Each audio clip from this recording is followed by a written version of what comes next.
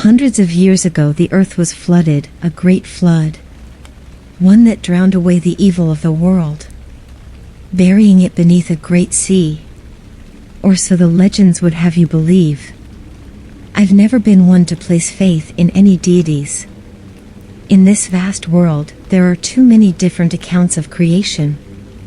Too many accounts of gods, goddesses, and the like. An educated person, and I would consider myself well educated, tends to place more faith in science. Such is my story. Yet, as stories often do, all that changed. I no longer question the evil of the world, or the existence of a higher power. Nothing else could explain what these eyes have seen. I was born wealthy, almost 50 years ago. And I married into wealth, some 30 years ago. I married young, to a strapping young lad. My brother's best friend. My brother, you may have heard of him, John Lucas Pickall, inherited the Pickall Salvage Corp from our father in his 20s. My father had an unfortunate accident at sea that ended his life prematurely. He was caught in a violent storm. I was only 14 when news came by way of mail that his ship had been found capsized. His body was never recovered. On one particular island, my brother met his best friend, son of a wealthy merchant, a man well renowned for his crafts, one who often charged exorbitant prices for his wares. This man, Samuel William Potchett, with this man's help, my brother expanded the business soon thereafter, hiring many employees and establishing trade routes between the islands peppering our corner of the world, between 4 major settlements within about a 5,000 square mile area. Though many islands pepper our great sea, most are hardly worth mentioning. Few are inhabited by anything more than local wildlife, trivial little specks on a vast ocean of waves. Though Samuel desired primarily to work in trade, my brother held firm to my father's beliefs and traditions, sending salvage vessels across the great sea.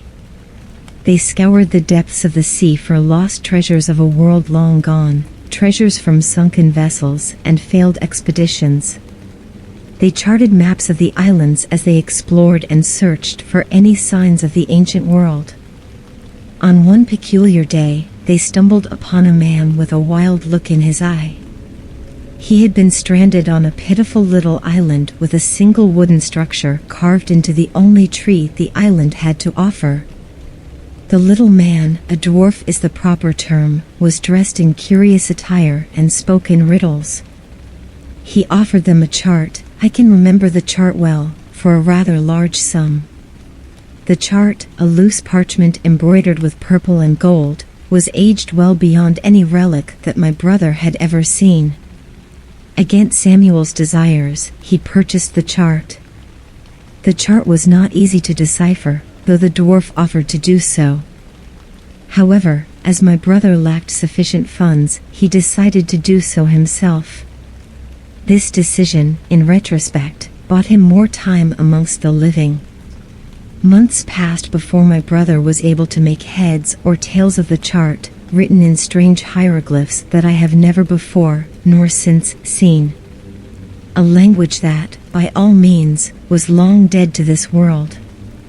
During this time, Samuel and I grew close, though he was difficult to get along with at first.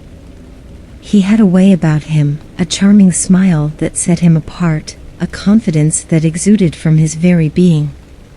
I must admit that, though I detested the idea of his pursuit, I found myself becoming smitten with his touch, his voice. For years after he and my brother met, we were engaged. Because Samuel was as affluent as he was, he often showered me with rare and expensive gifts. Jewelry, dresses. For our wedding, he revealed to me that he had made purchase of a private island. Our own little oasis out in the great sea. The island was spectacular. A natural spring of fresh water erupted from its center, culminating in a waterfall that dumped the water into a cool, clear pool. He hired the best carpenters to erect a cabana on the island, a single-roomed haven with a hand-carved door and furniture. Though the cabana was small, he had the mind to include a wine cellar, stocked to the brim with the sweetest wines. An access door for the cellar rested in the floor at the foot of the fireplace. I had requested a fireplace, but Samuel noted that in this tropical oasis, such a thing was not a necessity. As I taught in one of the main settlements of our region, we seldom made use of our oasis. But those nights we did were enveloped in passion and desire. It was heaven. One night, on our island, we had a visitor. The moon was high in the sky, a full moon. My brother's eyes were wide. He frantically asked for Samuel. I roused Samuel from our bed and they disappeared out into the cool night air. They re-entered carrying a large iron chest, engraved with the same strange hieroglyphs. I felt my stomach sink as they entered the cabana and made their way for the cellar, speaking in hushed tones. The chart was only part of mystery. My brother's voice grew more and more agitated with every breath. He scratched furiously at the linen sleeve of his tunic. "What did you do to your arm?" Samuel asked. I followed my husband's gaze. John's arm was bleeding. The fabric of his tunic was torn. John paid him no mind. They tried to hide it, but I found it. I found it, Samuel. The treasure. It's in that chest. Samuel cast a glance towards the chest. What treasure? John pushed the chart into Samuel's chest. The only one that matters, Sam. The only one that matters. He sat on the chest and continued to feverishly scratch at his arm. They tried to take me. They tried to stop me, but I got it. I found it. Tried to take you? What does that mean? Who? Samuel dropped to one knee. Who tried to stop you? You wouldn't believe me, John laughed. His laugh was hollow. Pained. Them, Samuel. Those that live amongst us. Not of this plane. The departed. You speak of foul spirits? That's what they'd have you believe, but they're not. They're as flesh as you and I. John continued to dig at his arm. I could see the crimson glint in the dim candlelight. He was bleeding. John. Samuel took hold of his arm. What happened? Speak plainly. He pulled the sleeve of John's tunic, tearing it asunder. Then, he stepped back, a look of horror painted over his face. Oh, John, you're burning up. His voice faded to a whisper. I could no longer hear him. I watched in silence for a long while as Samuel inspected my brother's wound. He stepped briefly to one side. A spiteful wound, torn flesh and muscle, ripped from his right bicep. I gasped, and my brother looked up at me. For a moment, I did not recognize him. His eyes were dark. The skin around the wound had already begun to fester. It was discolored, a deep teal, the color of the ocean. Before he could react, I tore from the cellar, fumbling over myself as fast as my legs could carry me. My entire body suffered a dull ache as nausea crept over me. I waited outside the cabana for a long time. Finally, my husband emerged. He sat beside me in the damp grass and examined the sky. He's feverish, he's dying. What happened? I asked, my voice cracking in despair. I don't know, but I fear whatever did this to him, it had to do with this. He extended his arm and opened his hand. In it was a single block of broken metal, shining gold and warm to the touch. I lifted it, inspecting it closely. It vibrates. Your brother is resting in the cabana. I need to go get help. I won't be more than a few days. Keep him hydrated. There are plenty of rations in the cellar.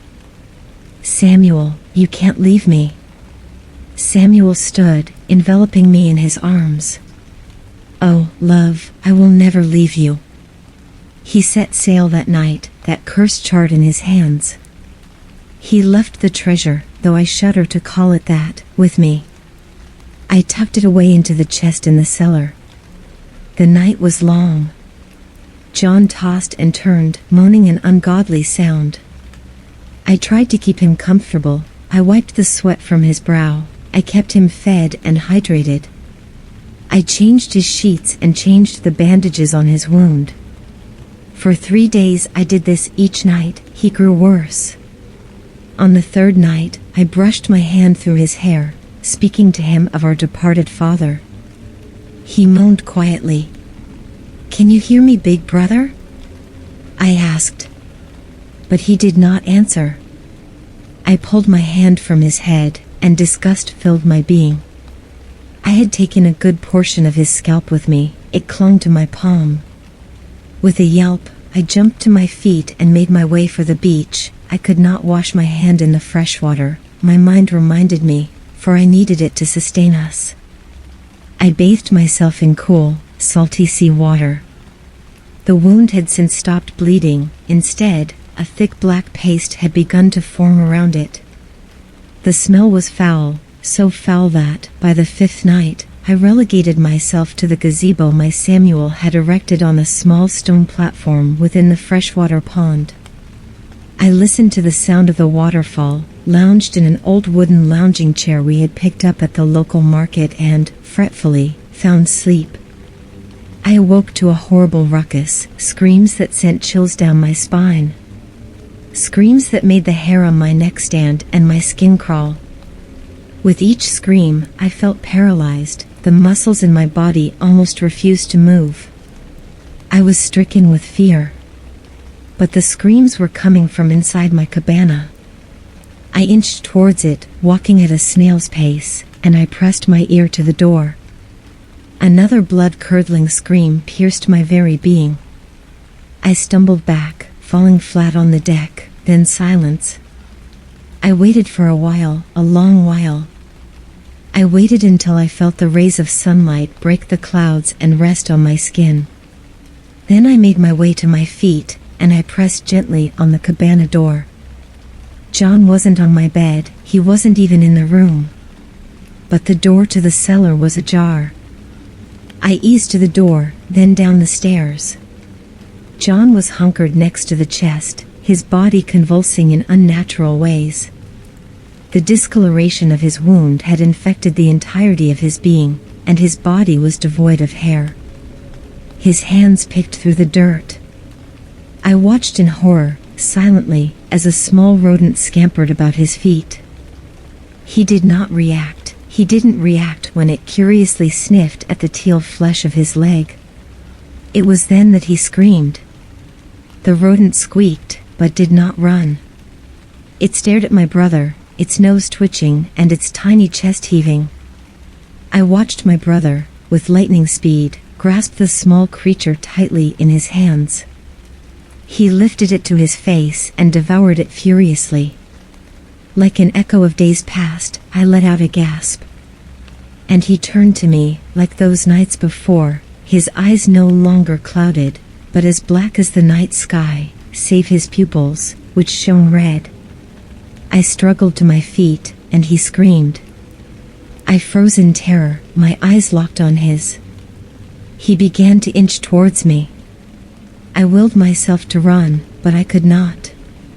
My body would not cooperate. He was an arm's length away when I regained composure. I dashed up the stairs and slammed the door shut, locking the creature that had once been my brother in the cellar with his treasure. And with the rations. The days crawled on, with no word from my husband. Weakness began to overtake me, hysteria.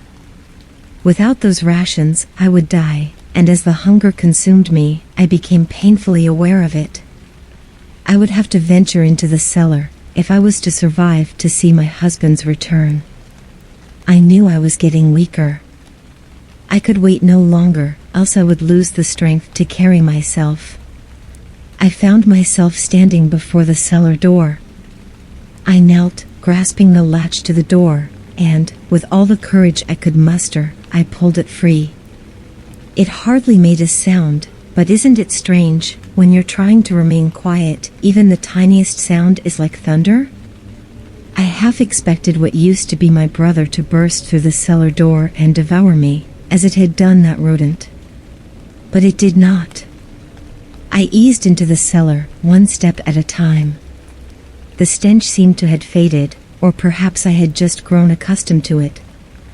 At the foot of the stairs, I saw him. I saw it, kneeling next to that chest, motionless, lifeless. But I knew better. Quietly, I made my way through the cellar, careful to keep my distance. I was almost there. Marie. My beloved, my Samuel. I wanted to call out, but to do so would surely spell my doom. Marie. I heard the clunk of his boots as he trekked across the cabana's floor. I had brazenly left the cellar door open. The thing that had been John turned its gaze towards the cellar stairs. It began to convulse violently once more. Marie. He called out into the cellar. Is John with you? Leave him. Now. He was halfway down the stairs now, and the creature was on its feet, lumbering towards him. No. I yelled, springing to my feet. I saw it play out. I saw myself rushing by the creature and into my husband's arms. I saw him taking my hand, and I saw us rushing out of the cabana, leaving the creature and its cursed treasure behind. I saw us embracing on his boat as we sailed away. That's what I saw, but that is not what happened. I leaped to my feet and I rushed across the cellar. But the creature was waiting for me. It screamed that paralyzing scream, and it pounced. But it never landed on me, for my beloved Samuel plunged into its path, throwing himself between myself and what had once been my brother. It sunk its teeth into his neck and wrapped itself around his back, contorting in ways that was just not natural. I was terrified, and I am not proud of my actions. I left my Samuel there. I ran for the stairs and slammed the cellar door shut. I bolted it, and then I sealed it with Samuel's tools. That has been so very long ago. I seldom visit my tiny oasis anymore. I have since sealed off the cellar, creating a tomb for the departed, encasing the entrance to the cellar beneath the stones of a fireplace. I suppose I got my fireplace after all. I wish I had had the courage to save them, my loved ones. The courage to explore this vast sea to find some cure. Find some way to heal them. But I cannot. For I lack such courage. Still, I do what I can to spread joy. I teach the children of my dearly departed's home. I teach them about the dangers of the great sea. About the dangers of tampering with forces we do not fully understand. Even now, I can hear them both down there, moaning, screaming at one another. Tomorrow, I'll leave this island. I'll head north, back to Windfall. The postman brought a letter today. A boy clad in the green clothes of the legendary hero has been helping residents of the island with all that ails them. I'll give him the deed to my cabana. If he can prove he is the hero of legend, maybe he'll find the courage to slay the creatures on my tiny oasis, and bring peace to my beloved.